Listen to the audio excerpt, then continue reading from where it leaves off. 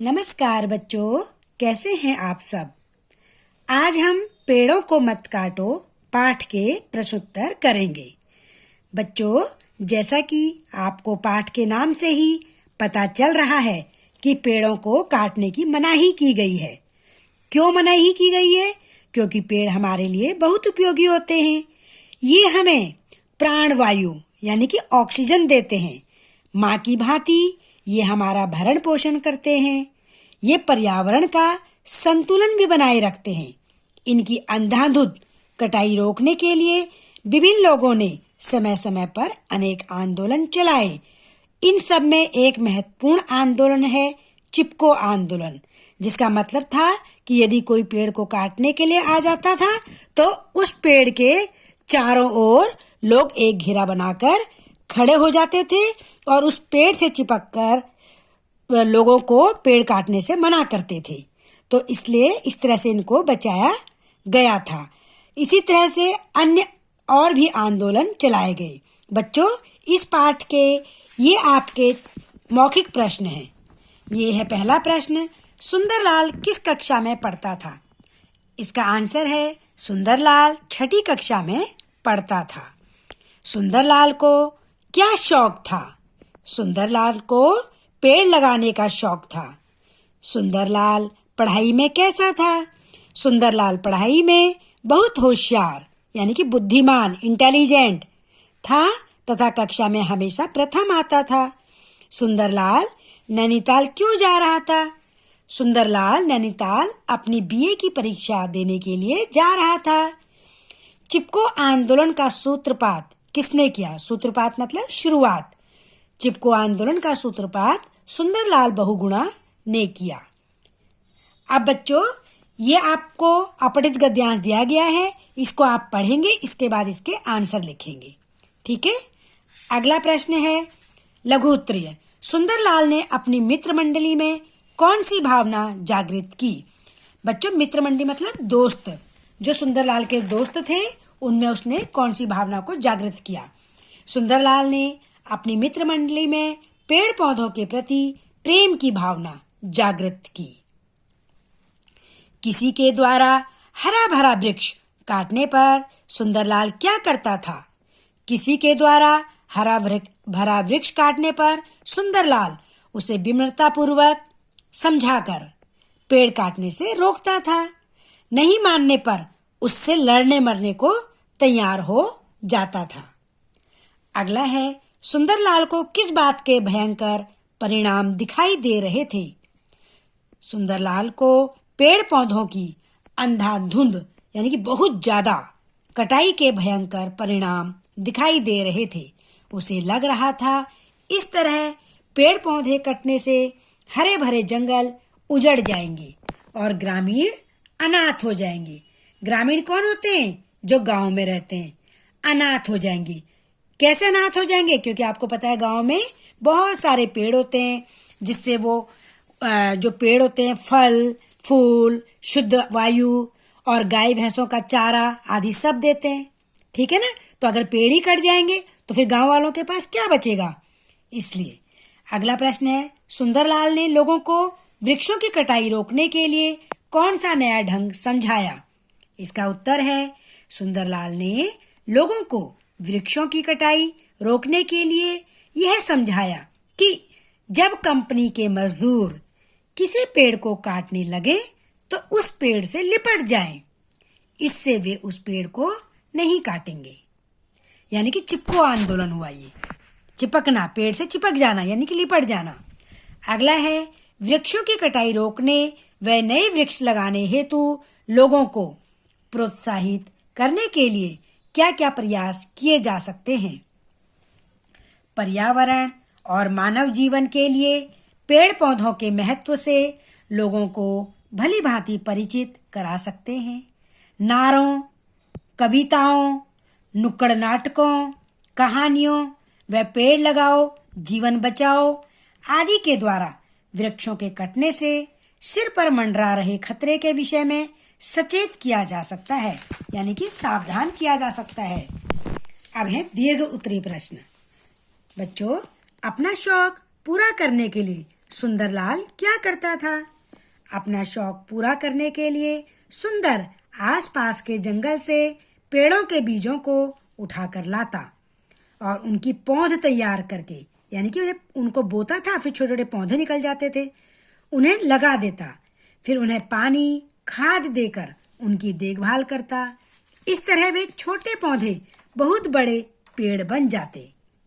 अगला प्रश्न है, सुंदरलाल को पेड़ पौधों से बहुत लगाव था। पाठ में दी गई किन किन बातों से यह कथन प्रमाणित होता है कि आपको कैसे पता लगता है कि सुंदरलाल को पेड़ पौधों से प्यार था? सुंदर पेड़ पौधों को अपने परिवार के सदस्यों के समान समझता था। अपनी मित्र मंडली के मन में, मित्र मंडली क्या होती है? दोस्तों, जो उसके दोस्त थे, के मन में भी पेड़ पौधों के प्रति स्नेह भावना जागृत की। जब कोई व्यक्ति हरा भरा पेड़ काटने लगता तो उसे बहुत कष्ट होता था। उसे लगता था कि कोई पेड़ नहीं बल्कि उसके शरीर के अंग को ही काट रहा है, यानी कि बहुत ज्यादा अपनापन उसे पेड़ों से था। पेड़ों को अपना मानता था वो। पेड़ हमारे माता पिता के समान है। सुंदरलाल ने यह क्यों कहा?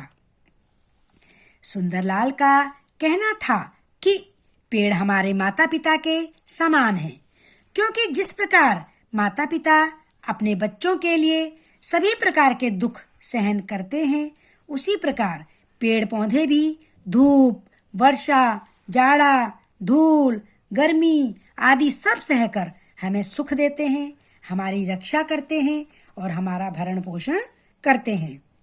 अगला प्रश्न है, किस बात पर सुंदरलाल को दुख और आश्चर्य हुआ? यानी कि उसे दुख भी हुआ और आश्चर्य भी हुआ। कौन सी ऐसी बात थी?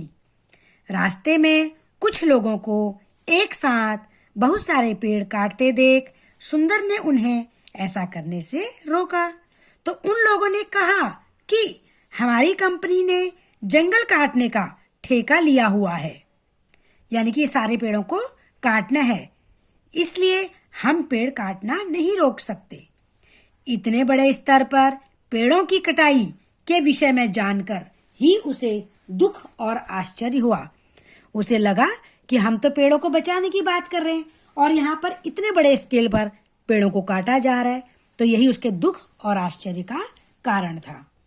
अगला प्रश्न है, सुंदरलाल को किस बात के लिए आत्मग्लानि हुई और उसने क्या किया? सुंदरलाल को इस बात के लिए आत्मग्लानि हुई कि वह कंपनी के मजदूरों को पेड़ काटने से नहीं रोक सका।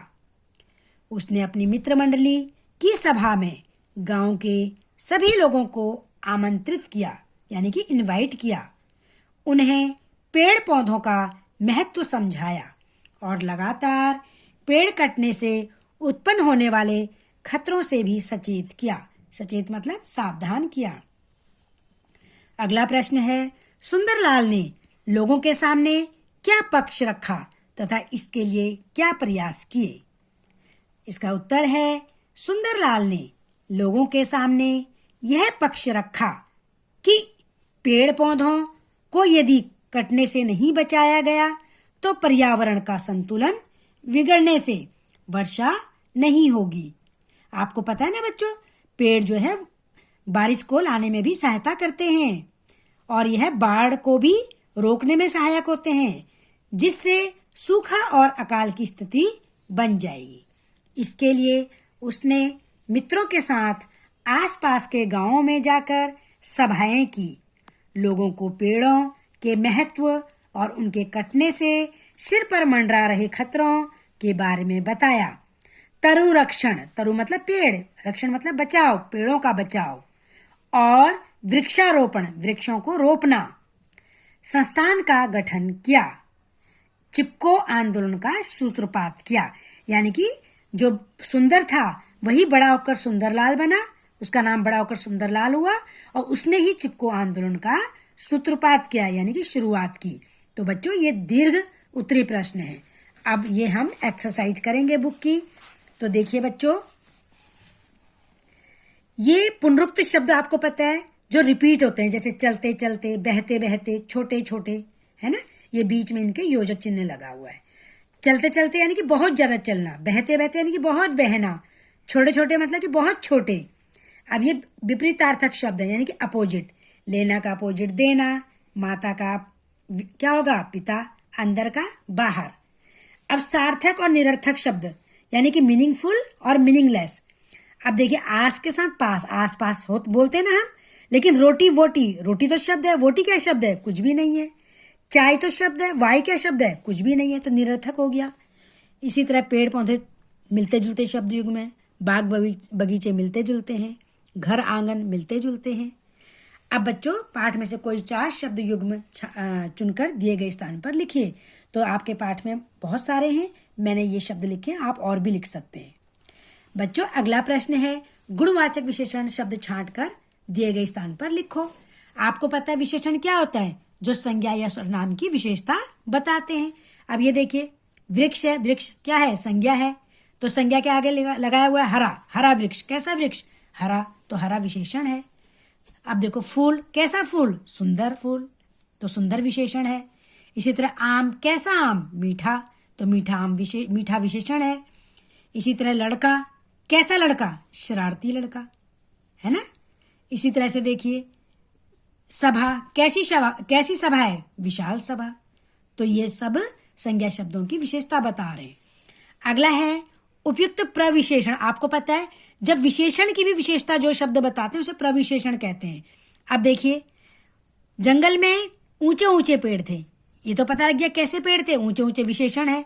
लेकिन कितने ऊंचे, अनेक ऊंचे, कई ऊंचे, बहुत ऊंचे, ये कुछ भी हो सकता है। आगे देखिए हिमालय ऊंचा पर्वत है, कैसा पर्वत है, ऊंचा, ऊंचा विशेषण है। लेकिन ऊंचे की भी विशेषता, बहुत ऊंचा, सबसे ऊंचा, तो ये प्रविशेषण हो गया, यानी कि विशेषण की भी जो विशेषता बता रहा है। सुंदरलाल के घर के आसपास सुंदर बगीचा था, तो बगीचा संज्ञा है, सुंदर विशेषण है। लेकिन बहुत सुंदर हो सकता है, एक सुंदर बगीचा हो सकता है, तो ये प्रविशेषण है। सुंदरलाल की वाणी प्रभावशाली थी, कैसी वाणी, प्रभावशाली। अब इसकी विशेषता क्या है, बहुत, तो बहुत प्रभावशाली। अगला है सुंदरलाल बचपन से ही होशियार बालक था, बालक कैसा बालक, होशियार। लेकिन क्या उसका प्रविशेषण क्या होगा, बहुत होशियार, एक होशियार हो सकता है, ठीक है। अब देखिए समानार्थी शब्द, पेड़ का क्या हो सकता है, वृक्ष हो सकता है। आकाश का क्या हो सकता है, गगन हो सकता है। मंडली को क्या कहते हैं, समूह कहते हैं। महत्व को उपयोगिता, अकाल को सूखा, तो ये समानार्थी हैं। अगला है अनेक शब्दों के लिए एक शब्द लिखना है। पृथ्वी के चारों ओर फैली हवा क्या कहलाती है, पर्यावरण या वातावरण। भाषण देने वाला क्या कहलाता है, वक्ता। जो आंखों के सामने हो उसे क्या बोलते हैं, प्रत्यक्ष। जिसका होना संभव ना हो उसे क्या बोलते हैं, असंभव। जिसकी कोई तुलना ना हो उसे क्या बोलते हैं, अतुलनीय या अतुल्य। तो बच्चों ये अनेक शब्दों के लिए एक शब्द है। अब देखिए अगले पेज पर, ये अपठित काव्यांश है। अभी तक तो आपने गद्यांश पढ़ा था, अब ये कविता है, यानी तो इसको क्या बोलेंगे, अपठित काव्यांश। अभी तक जो आपने पढ़ी नहीं है वो कविता है। इस कविता को पढ़ करके आपने इसके यहाँ उत्तर देने प्रश्नों के। तो देखिए कविता जैसे है, पेड़ लगाएं स्वर्ग बनाएं, धरती हिंदुस्तान की हरी भरी हो यह वसुंधरा, मेरे देश महान की। पेड़ हमारे रखवाले हैं, जग के जीवन दाता हैं, रोटी देते कपड़े देते यही पिता और माता हैं। फल देते हैं, लकड़ी देते हैं, सुंदर फूल खिलाते हैं, प्यारे प्यारे पक्षी इन पर अपना नीड़ बनाते हैं। पेड़ों से ही पलती है संपूर्ण सृष्टि भगवान की, हरी भरी हो यह वसुंधरा, मेरे देश महान की। कलिंग युद्ध के बाद अशोक ने लाखों पेड़ लगाए थे, कुएं मंदिर मठ उसने परमारथ हित बनवाए थे। हम भी कुछ परमारथ करें, कुछ काम करें, कुछ नाम करें, पेड़ लगाएं हम स्वदेश के लिए जिए बलिदान करें। पेड़ प्रदूषण से रक्षा करते हैं हर इंसान की, हरी भरी हो यह वसुंधरा, मेरे देश महान की। तो ये अपठित गद्यांश है। इसके प्रश्न देखिए, हिंदुस्तान की धरती को स्वर्ग कैसे बनाया जा सकता है, अभी बताया था कि पेड़ लगाकर, तो ये सही है, पेड़ लगाकर स्वर्ग बना सकते हैं। अगला है कलिंग युद्ध के बाद अशोक ने क्या कार्य नहीं किया, युद्ध का कार्य नहीं किया। पेड़ इंसान की किससे रक्षा करते हैं? पेड़ इंसान की प्रदूषण से रक्षा करते हैं। तो बच्चों देखो, ये पोस्टर दिखाया गया ना आपको, ये देखो, ये लोग पेड़ काटने आए हैं और जो ये लोग हैं, ये वाले लोग पेड़ों के इर्द गिर्द खड़े हो गए, चिपक गए हैं। तो अब ये कैसे पेड़ों को काट सकते हैं? तो इसी को ही चिपको आंदोलन कहा जाता है, जो कि सुंदरलाल बहुगुणा ने शुरू किया था। तो मेरे हिसाब से अब आपको ये पाठ अच्छी तरह से समझ आ गया होगा। अब आप इसके प्रश्न उत्तर अपनी नोटबुक में करिए। ये इसके शब्द अर्थ हैं बच्चों। शब्द अर्थ आपको पता होना चाहिए। शौक का मतलब रुचि, नियमित मतलब नियम पूर्वक, व्याकुल मतलब बेचैन, परिणाम का मतलब है नतीजा, आत्मग्लानि का अर्थ है अपने आप में दुखी होना, अपने आप पर दुखी होना, वाणी मतलब बोली, सचेत मतलब सावधान, तरु मतलब पेड़, लोकप्रियता मतलब प्रसिद्धि, सूत्रपात मतलब शुरुआत। तो बच्चों ये बहुत अच्छी तरह से आपको प्रश्नोत्तर समझ आ गए होंगे और आपने पेड़ को मत काटो के पाठ को भी अच्छी तरह से पढ़ लिया था। अब आप इसके प्रश्नोत्तर को अपनी नोटबुक में सुंदर सुंदर हैंड राइटिंग में पूरा करिए। धन्यवाद बच्चों।